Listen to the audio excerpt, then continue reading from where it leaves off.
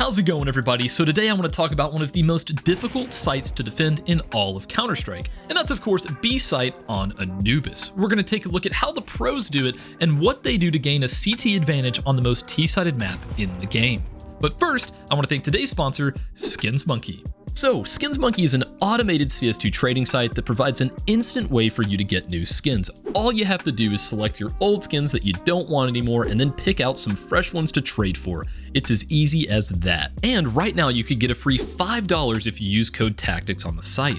And finally, you could get up to a 35% deposit bonus when using my code. So thanks again to SkinsMonkey for sponsoring this video. Links in the description. So let's go ahead and get started. At the beginning of the round, you're going to see a few different setups depending on the team. You're often going to see a player jump spotting towards B main, ready to smoke or molly it off, or if they're expecting a much faster play, they may be staring at the sun in this position, lining up this flash. So this may look like a wild position to line up a flash from, but if you just go stand right here in this corner and do a simple right click towards the lower left area of the sun, it's not very precise, it's just going to pop right on the other side of this obelisk, and it's going to full blind anyone set up in a position like this. What's nice about this, if they haven't smoked off the right side, well, after you throw it, you could also peek out on the right because they're probably going to expect you coming from the left, and that flash from their perspective is pretty insane. They don't have a ton of time to react from that, and if you want a version of that flash that's even harder to turn from, you can go into that same exact position, but instead of right clicking here, you're just going to right click at the far right side of the sun. And what that's going to end up doing is that's going to show way less of that flash, still full blind enemies, and take a look at how difficult that is for them to turn from. I'm going to go ahead and zoom it in and just show you how insane that flash actually is. You're also going to see some cheeky boosts from time to time, especially behind pillar. Or if you have Monacy on your team, you'll go for a more aggressive one like this.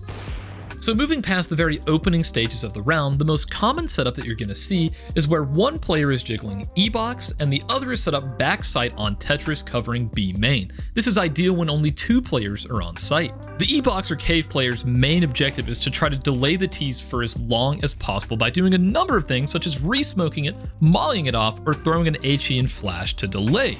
This round right here is a fantastic example of Hunter playing Ebox to perfection. So early on, he's just going to be jiggling here, and once he hears a sound cue from Canals, he's just going to simply smoke it off.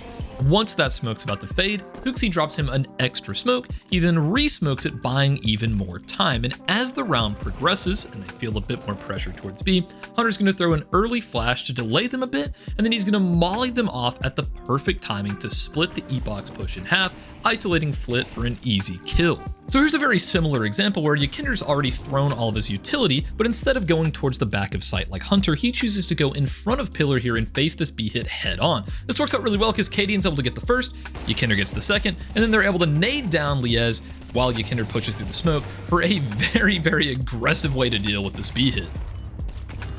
You can't always rely on waiting for the tease to slowly execute out onto the site. With CT being so difficult on this map, many teams innovate new ways to gain space and information early on in order to stay more active around the map. This B main take from G2 is a fantastic example of this. So right off of spawn, 3 G2 members are going to head straight onto the B site to get lined up for an aggressive play. Monacy is going to immediately run to this position and wait for his teammates to get set up. He's going to end up throwing a smoke that lands towards the deep side of the T-spawn entrance, and meanwhile Hunter's gone straight to pillar to line up a Molotov that's going to flush out the enemy from cover. Monacy then throws his 2 flashes like this, while Hooksy throws one of his own as he pushes on out. You can definitely see how strong of a take this is because pretty much every position they would have to worry about is going to be affected by either the flashes, the smoke, or the molly. And the great part about this take is it doesn't have to be done right off of spawn. Here's an example where they do it a little bit later on in the round. They omit the smoke, but throw the molly and the flashes, and it gets Hooksy in a fantastic position to be able to take down a player later on in the round.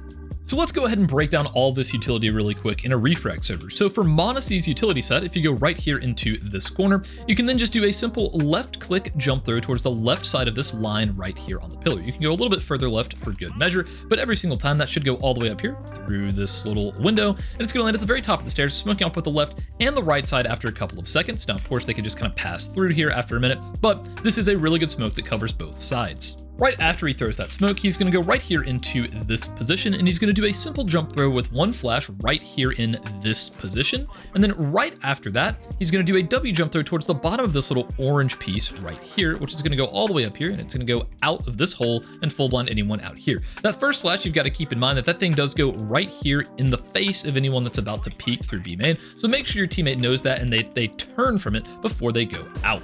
And of course, we can't forget about the molly. You can just go right here into this mark along the pillar and just do a simple jump throw right here at this notch on the scaffolding. That's going to pop straight down, and that should fully molly off from this corner all the way to here, to where they're going to have to get pushed either back behind it or all the way into this corner and hit with the flashes. And then of course, right before Hooksy ran out, he ended up throwing this flash for himself that's not going to blind him, but it is going to blind anyone over here in this position like that.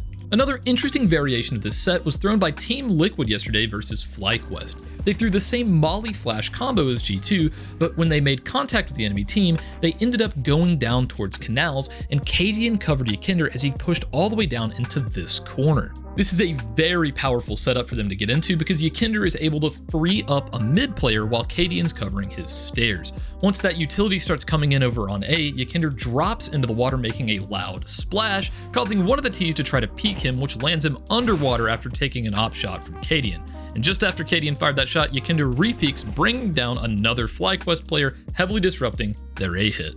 And finally, I'll leave you guys with a couple of very cool smokes you can throw for Canals control if you're not as confident in your timings as Team Liquid. So you can get one of your site players to go over into this position right here and do a nice W jump throw at the far left of this little line right here.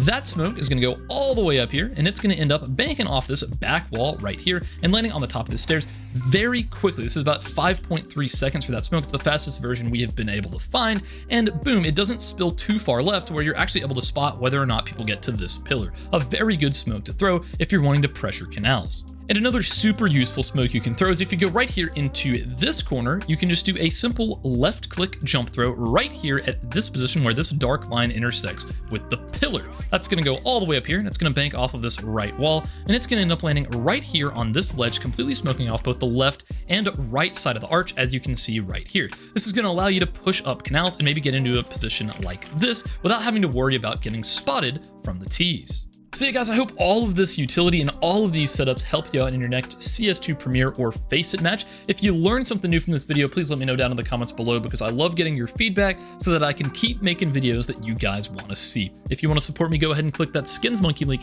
down in the description, and I'll see you guys in the next one.